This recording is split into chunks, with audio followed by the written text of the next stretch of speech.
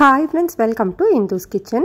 இன்னைக்கு நம்மளோட கிச்சன்ல ரொம்ப சிம்பிளான ரொம்பவே டேஸ்டான முட்டை மசாலா எப்படி செய்யறதுன்னு பார்க்கலாம். இத செய்யிறதுக்காக first ஒரு மிக்ஸி ஜார்ல ஒரு 15 சின்ன வெங்காயம் சேர்த்திருக்கேன். சின்ன வெங்காயம் இல்லனா 2 பெரிய வெங்காயம் சேர்த்துக்கோங்க. இது கூட 1/2 இன்ச் அளவு இஞ்சி, கூடவே 10 பல்லு பூண்டு, ஒரு பெரிய சைஸ் தக்காளியை ரஃப்பா கட் பண்ணி சேர்த்துக்கலாம். கூடவே 1/4 டீஸ்பூன் மஞ்சள் தூள், 1 டீஸ்பூன் அளவு தனி மிளகாய் தூள், 1 டீஸ்பூன் அளவு மல்லித்தூள், 1/2 டீஸ்பூன் அளவு கரம் மசாலா தூள் சேர்த்துட்டு தண்ணி எதுவுமே சேர்க்காம நல்ல ஸ்மூத்தான பேஸ்ட்டை அரைச்சி எடுத்துக்கலாம்.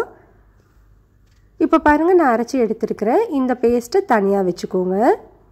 இப்போ ஒரு கடாயில் 2 டேபிள் ஸ்பூன் எண்ணெய் சூடுபடுத்திட்டு இதில் இப்போது 1/2 டீஸ்பூன் கடுகு, 1/2 டீஸ்பூன் சோம்பு சேர்த்துக்கலாம். இது ரெண்டுமே பொரிஞ்சு வந்ததுக்கப்புறமா நம்ம அரைச்சி வச்சுருக்கிற பேஸ்ட்டை சேர்த்துக்கோங்க. இந்த மசாலா பேஸ்ட்டை இந்த எண்ணெயிலேயே 2 நிமிஷம் மட்டும் வதக்கிக்கலாம். 2 நிமிஷத்துக்கு அப்புறமா மிக்ஸி ஜார் கழுவிட்டு ஒரு 1/2 கப் அளவு தண்ணி சேர்த்து நல்லா மிக்ஸ் பண்ணி விட்டுக்கோங்க.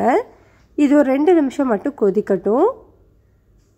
இந்த மாதிரி இது கொதிக்க ஆரம்பித்த உடனே இந்த டைமில் இதுக்கு தேவையான அளவுக்கு உப்பு, ஒரு 3/4 டீஸ்பூன் தூள் உப்பு சேர்த்துட்டு நல்லா மிக்ஸ் பண்ணிவிட்டு ஒரு 5 நிமிஷத்துக்கு மீடியம் ஹீட்லேயே வச்சு வேக வச்சுக்கோங்க. அதோட பச்சை வாசனை எல்லாமே சுத்தமாக போகணும்.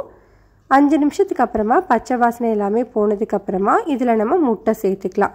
நான் இன்றைக்கி 3 முட்டை வேக வச்சு எடுத்திருக்கேன். முட்டையில் இந்த மாதிரி லைட்டாக கட் பண்ணிக்கோங்க. அப்போ மசாலா எல்லாமே நல்லா இறங்கி வரும்.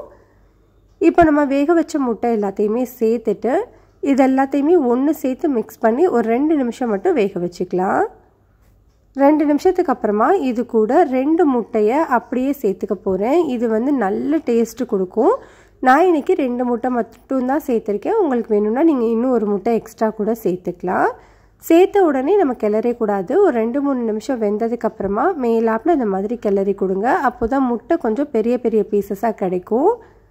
இதை நல்லா மிக்ஸ் பண்ணி விட்டதுக்கப்புறமா இதை அப்படியே ஒரு மூடி போட்டுட்டு லோ ஹீட்டில் ஒரு 5 நிமிஷம் மட்டும் வேக வச்சுக்கலாம். 5 நிமிஷத்துக்கு அப்புறமா பாருங்கள், நம்மளுக்கு எண்ணெய் எல்லாமே பிரிஞ்சு அந்த மசாலா எல்லாமே ஒன்று சேர்ந்து நல்லா திக்காக இருக்குது பாருங்கள். இந்த கன்சிஸ்டன்சியில் இருந்தது அப்படின்னா சாதத்தில் அப்படியே போட்டு பிசைஞ்சு சாப்பிடவும் நல்லாயிருக்கும். சப்பாத்தி, பூரி, பரோட்டாவோட வச்சு சாப்பிட்றதுக்கும் ரொம்பவே நல்லாயிருக்கும்.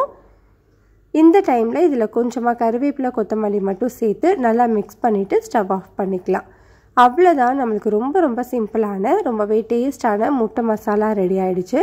கட்டாயம் ட்ரை பண்ணி பாருங்கள், ரொம்பவே நல்லாயிருக்கும். இந்த ரெசிபி உங்களுக்கு பிடிச்சிருந்ததுன்னா லைக், ஷேர், சப்ஸ்கிரைப் பண்ணிக்கோங்க.